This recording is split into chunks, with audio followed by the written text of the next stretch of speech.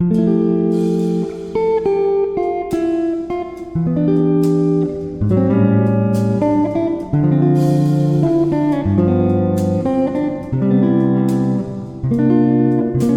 you ever wondered which kitchen design actually works better, open or closed?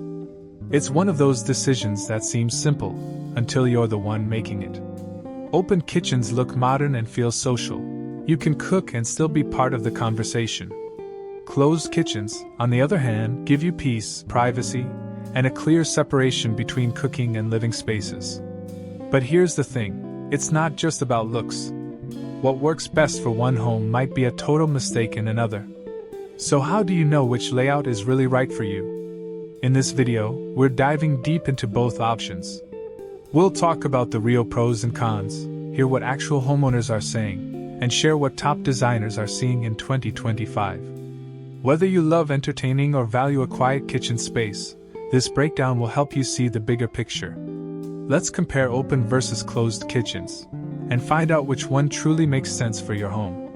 What's the difference? Before we jump into the pros and cons, let's get one thing clear. What exactly is the difference between an open kitchen and a closed kitchen?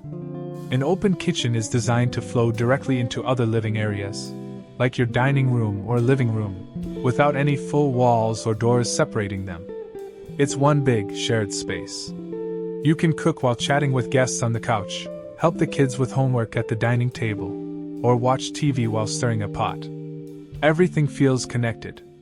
These kitchens are popular in modern homes and open concept layouts because they make the space feel larger, brighter, and more social. On the flip side, a closed kitchen is more traditional. It's a separate room, usually with 4 walls and a door or 2. It keeps the cooking zone completely private. No noise leaking out. No guests walking through while you're trying to focus on a recipe.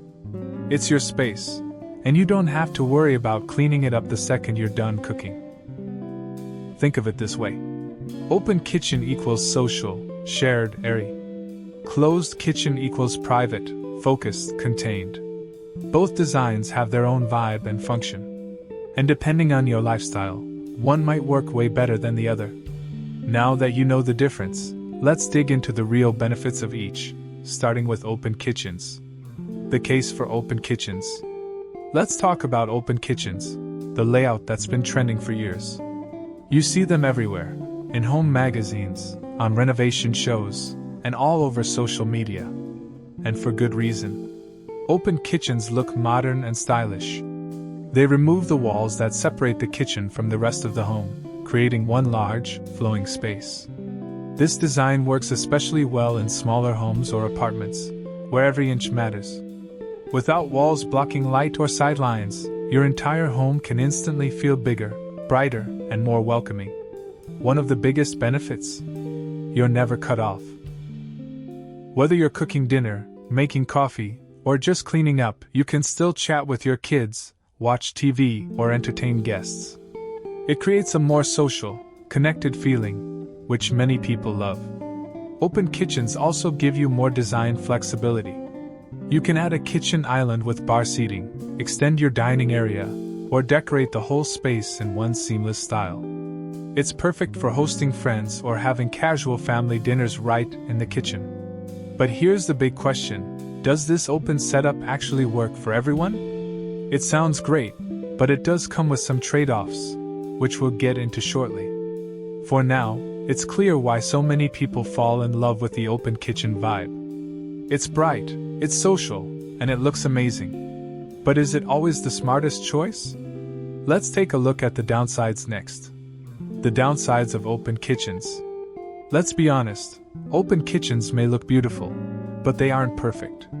Yes, they're bright, modern, and great for hosting. But when it comes to everyday living, there are a few things you really need to consider. First, smells travel fast. Cooking something spicy or frying fish? That smell is going to drift into your living room, your hallway, even your bedroom if the space is open enough. Without walls to contain it, the entire house becomes part of the kitchen, whether you want it to or not. Then there's the noise.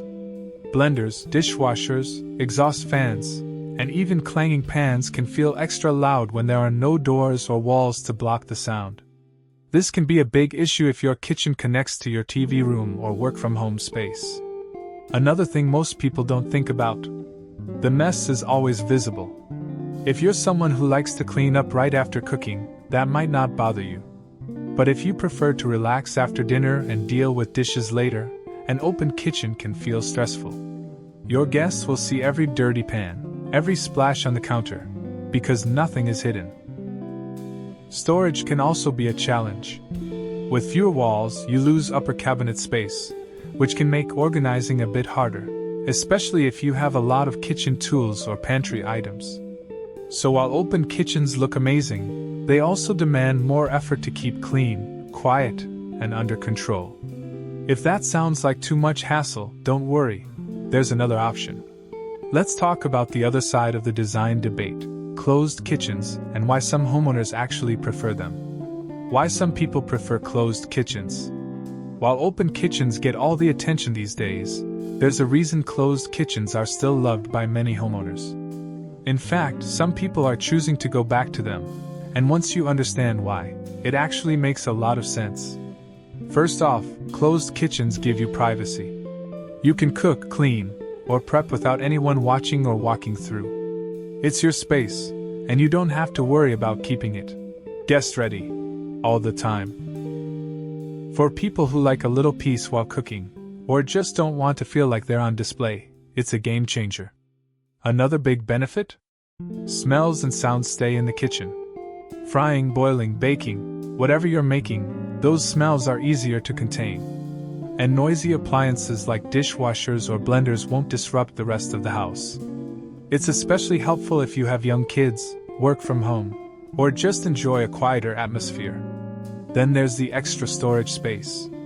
With 4 full walls, you get way more room for upper cabinets, shelves, and even wall-mounted appliances. Everything has a place, and you don't have to worry about clutter being in plain sight. Closed kitchens also feel cozy. They're great for focused cooking and serious meal prep. You can spread out, make a mess, and clean up later, without it impacting the rest of your home. Of course, some people worry that a closed kitchen feels too cut off from the rest of the house. And yes, you do lose that open, connected feeling. But for many, the benefits, privacy, storage, and control, far outweigh that trade-off. So while closed kitchens may not be the trendiest choice, they're still practical, peaceful, and perfect for certain lifestyles. But what if you like both ideas? Don't worry, there's a way to get the best of both worlds. Let's talk about that next. What's not so great about closed kitchens? Closed kitchens have their benefits: privacy, extra storage, and quiet cooking time. But let's not pretend they're perfect. Just like open kitchens, closed kitchens come with their own set of downsides. First off, they can feel small and boxed in. With walls on all sides, it's easy for the space to feel a bit cramped, especially in homes that don't have large kitchen areas to begin with. Natural light might not reach every corner, and without an open layout, it can feel a little dark or disconnected from the rest of the home. And that leads to the next big issue: isolation. If you're the one doing all the cooking, you're often cut off from family or guests. No chatting with your kids while they do homework. No catching up with friends while dinner's on the stove. It can feel a little lonely, especially if the kitchen isn't near the main living areas. Closed kitchens also don't work well in smaller homes or open floor plan layouts. In compact spaces, adding full walls can make everything feel tighter. You lose the flow that makes a home feel spacious and airy. That's why many newer builds lean toward open or semi-open kitchen concepts. They help the whole house feel bigger.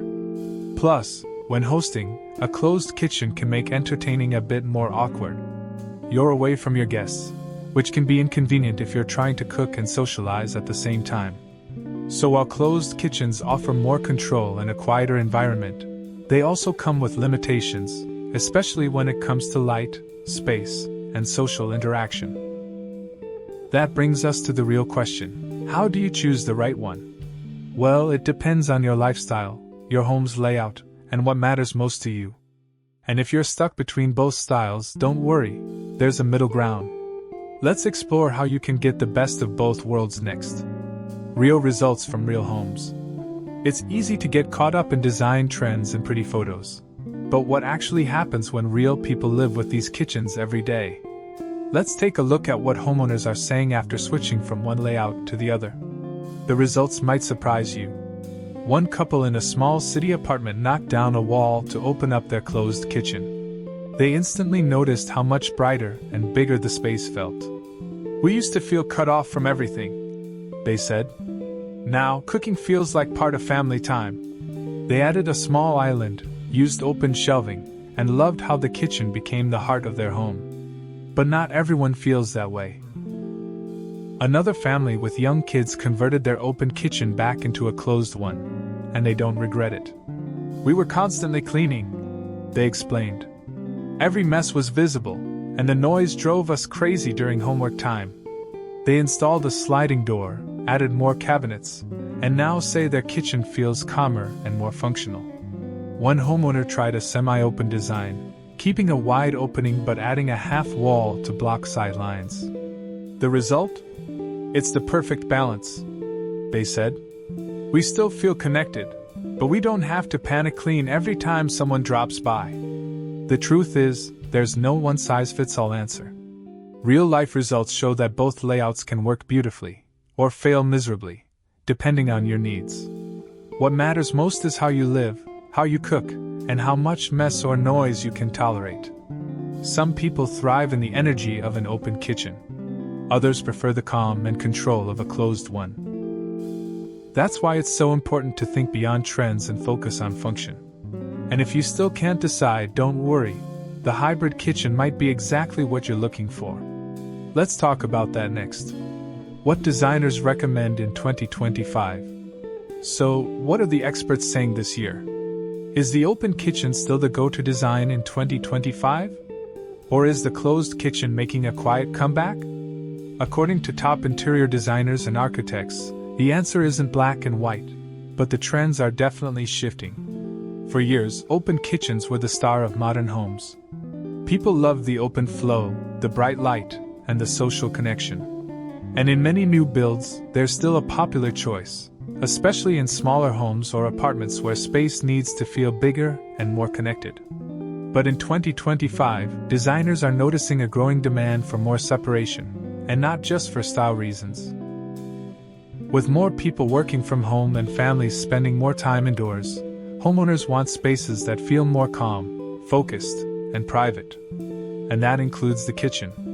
Many designers say closed or semi-closed kitchens are making a comeback, especially in larger homes or luxury renovations. The reasons? Less noise, better smell control, more wall space for storage. And honestly, some people are just tired of feeling like their entire house needs to stay spotless all the time. At the same time, open kitchens aren't going away. Instead, designers are getting more creative. They're using glass partitions, pocket doors, or half walls to offer flexibility, so you can open up the space when entertaining, and close it off when you need a break. Some experts call it the flex kitchen, not fully open, not fully closed, but something in between. And that flexible approach is becoming a major trend in 2025. So, what's the takeaway? Designers aren't just focused on looks anymore. They're focused on lifestyle. They want your kitchen to work for how you actually live, not just how it looks in a photo. And if you're still torn between both layouts, the good news is, you don't have to pick just one. Let's explore how to get the best of both worlds, next. The best of both worlds. Can't decide between open and closed? You're not alone. Luckily, you don't have to choose just one. More and more homeowners are now going for a third option, a layout that gives you the light and space of an open kitchen, with the privacy and control of a closed one. It's called the semi-open kitchen, and it's becoming a favorite in real homes. So how does it work? Think of a kitchen that's still connected to the living or dining area, but with smart dividers that give you flexibility. For example, glass partitions let light through but block noise and smell. You still feel connected to the rest of the house, but the kitchen has its own defined space. Or imagine a kitchen with sliding doors or folding panels. When you want an open look, slide them open. When you want to hide the mess or keep the smells in, close them. It's a simple but powerful way to create control without giving up style. Some people even use half walls or raised counters to block sight lines while keeping the layout open. This gives a visual separation without making the kitchen feel boxed in. You get the best of both worlds, airiness and privacy, openness and order. In real homes, these hybrid designs are solving real problems. Busy parents can cook while still watching the kids. People who work from home can block out noise during meetings. And when guests come over, you can decide just how, on display, your kitchen should be. Semi-open kitchens are also great for small spaces. They create zones without making the home feel smaller. And design-wise? They can look sleek, modern, or even cozy and classic, depending on the materials and layout you choose. So if you're torn between open and closed, a semi-open design might be exactly what your home needs. Next, let's wrap it all up and help you figure out which style fits you best. So, what's the verdict? Open kitchens are social, stylish, and great for connecting with family and friends. Closed kitchens offer privacy, peace, and a more focused space for cooking. And if you want both, a semi-open kitchen might be your perfect match. At the end of the day, there's no one-size-fits-all answer. The best layout depends on your home, your habits, and your lifestyle. Now we want to hear from you. Which one would you choose? Open, closed, or a mix of both? Drop your answer in the comments below. And if you found this video helpful, don't forget to like, share, and subscribe for more real design ideas and smart home inspiration. Thanks for watching, and we'll see you in the next one.